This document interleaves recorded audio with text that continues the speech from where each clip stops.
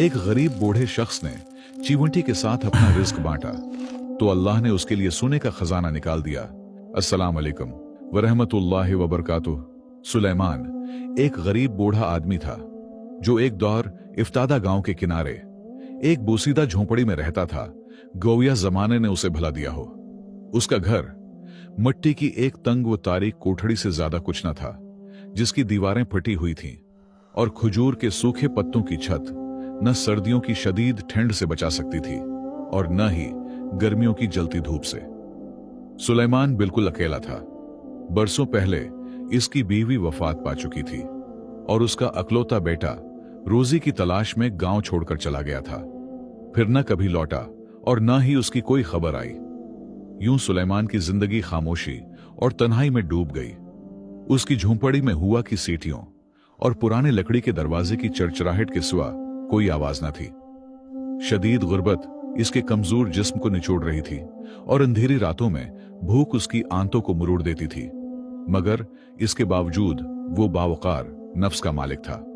उसकी रूह खुददार थी, जल्लत और सवाल से नफरत करती थी। उसने कभी किसी के सामने हाथ नहीं फैलाया, न किसी अमीर के दरवाजे पर जा खड़ा हुआ। वो भूखा सोना कबूल कर लेता था, मगर इज्जते नफ्स पर आंच न आने देता। इससे पहले कि हम इस हैरत अंगेज कहानी को आगे बढ़ाएं और जानें कि एक चीवंटी किस तरह अल्लाह के हुक्म से उसकी जिंदगी बदल देगी, मैं आपसे पूछना चाहता हूं, आप दुनिया के किस हिस्से से ये कहानी सुन रहे हैं और क्या आपने कभी अपनी आंखों से नेकी का सला देखा है? सुलेमान बड़ी मुशक्कत से अपना गुजारा करता था। वो लोगों के फेंके हुए सूखे रोटी के टुकड़े जमा करता, उन्हें साफ करके धूप में सिखाता, फिर कुछ को पैस लेता और कुछ मवेशियों के चारे के तौर पर चंद सकू में बीच देता। ये काम इस उम्र में उसके लिए बहुत कठिन था। उसके बालों में सफेदी उतर चुकी थी और वक्त ने उसके चेहरे पर सब्र की गहरी लकीरें खींच दी थीं। अफसोस कि पड़ोसियों के दिलों में उसके लिए हमदर्दी के बजाय तमस्खर था। लोग उसे हकारत की निगाह से देखते, सरगोशियां करते और जब वो झक्की हुई कमर के साथ रोटी की बोरी उठाए गुजरता तो उसे भूला बुसरा फकीर कहकर पुकारते। यहां तक कि उसने बुला जरूरत घर से निकलना भी छोड़ दिया ताकि तेज जबानों से बच सके। इसी उदास झोंपड़ी के एक तारीख कोने में इस कहानी का आगाज हुआ। सुलेमान ने देखा कि दीवार के नीचे एक दुराड़ में सियाह चिवंटियों का एक गुरवा आ जा रहा है। उसने न उन्हें मारा, न उनका बल पानी से भरा जैसा कि लोग उमूमन करते हैं, बल्कि उन पर तरस खाया।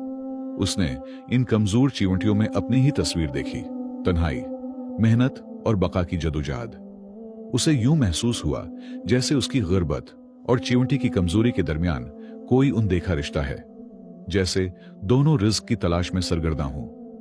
उसके पास एक पुरानी जंग आलूद डबिया में थोड़ी सी खरदरी शक्कर थी जो उसने बड़े दिनों के लिए संभाल रखी थी, मगर उसके नर्म दिल ने गवारा न किया कि वो खुद रखे और चिवंटी को खाली हाथ देखे।